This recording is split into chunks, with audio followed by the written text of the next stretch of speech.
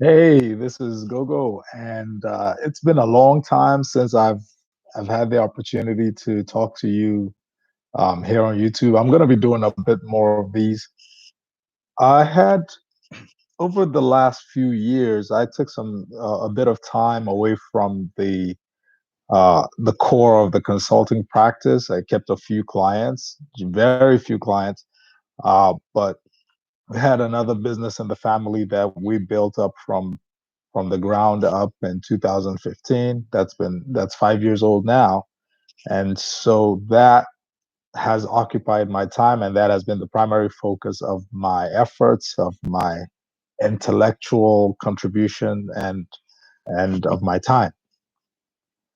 But what I want to talk to you today about is how you initiate the projects, how you initiate the vision of yourself, how you initiate the transitions in your life that absolutely change your life, that change the game for you.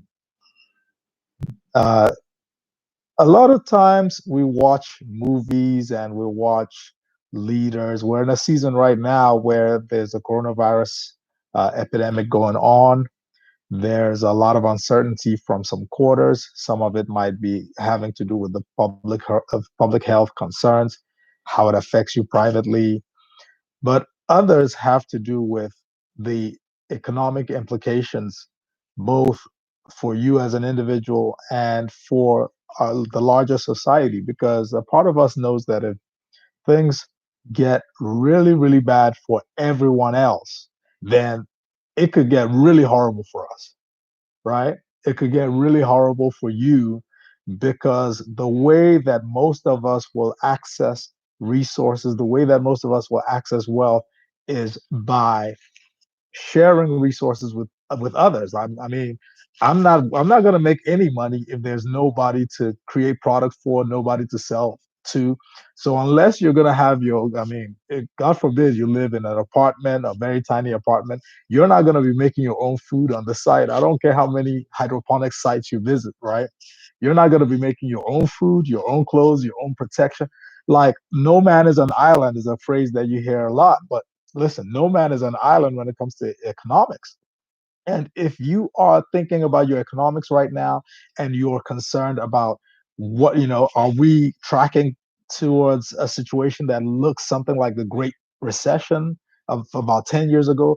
Or are we looking at something like what the United Nations and the World Bank, UN World Bank statistics are projecting 25% to 40% job loss rates? And then how long is that going to be before we have a recovery? When does that recover? So these are the kinds of things that can make you anxious and nervous about what you're going to do, about, if not for yourself personally, maybe for members of your family, maybe for friends, or for your area. And one thing I have to share is that real life is not like the movies. You can see, just turn on the news, and real life is not like the movies. Sometimes our expectations are set by the things we grew up on, by the things we watch, and we don't realize that we're anchoring our real life decision making, our real life nervous system guidelines to what we've seen over and over again. You got to be really sober and really conscious about what you think and what you do right now. And when I say that, so the day that changes lives in storybooks, the day that changes lives in the epic movies, the day that changes lives looks like there's foreboding, there's music in the background, there's a sign, there's all kinds of signaling that says to you when you're watching a story develop that, wow, something amazing is about to happen. This guy is about to go from being this loser to there's foreshadowing. That's a technique in storytelling, especially in the movies or on TV. So there's no foreshadowing in real life that foreshadows your signature move from your struggle or from the situation that of frustration or whatever you're dealing with to an epic version of you. No, there's no external foreshadowing. There's a phrase I've been communicating with clients and with mentees and all kinds of people over the years, and I want to share that with you because I think it's really important. The day, and it's really about the day that changes your life, the day that acts as an inflection point. Before I share that, one of the things I've done for years is I follow the lives of people who have achieved asymmetrically, amazing successes, outrageous successes. A little bit of success with a little bit of potential and a little bit of resources. Well, that's natural. We expect that. But asymmetric success, where somebody comes from difficult circumstances, from all kinds of setbacks, or they're just behind the eight ball when they started out life, and they build something amazing, or they make an extraordinary impact, or they build a significant empire or something, they make their mark in a significant way.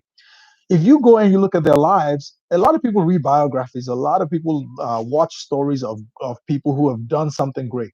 But what I look for when I am watching these stories, or I'm reading about these people, or documentaries or whatever, I look for inflection points. I look for decision points. I look for points where they did something different from probably what I would have done or what most people would have done. And I try to collect those inflection points, and then I try to think about the circumstance. What would it have felt like? Viscerally, what would have been their feeling just sitting in the middle of their regular, ordinary life, having a suspicion that things could be better, things could be greater. And what you find out is that some of them had no idea of what they would become. But some people had always had an idea, a certain kind of dissatisfaction or a certain kind of restlessness about the situation they were in. And some, the more dreamer type of people always had a clue that maybe there's something bigger going on. And so for me, that inflection point, that first day where you start to set off on you made a fork in the road, you're not going to know when you're in it. It's really going to be 6 months later, 3 months later, 7 years later, 3 years later, 10 years later that you look back and you say, you know what? That day or that month or that period, that summer really was the summer when my life changed completely. What I want to invite you and inspire you to do at this time is to say about today, the day that changes your life will look exactly like any other day until. So notice this. The day that changes your life will look like any other day, like every other day, until what? Until you make a decision, until you take an action, until you initiate a process or an event, or overcome a setback that makes that day the first day of the rest of your life. And it's really important to understand this. This is not a movie. There's no foreshadowing. There's no little side shot of a picture that shows, where you're going from where you are. There's no little music in the background. Now you can go ahead and carry your music in your head, put on your iPod or whatever and have your music. You can do that. That's real epic, right?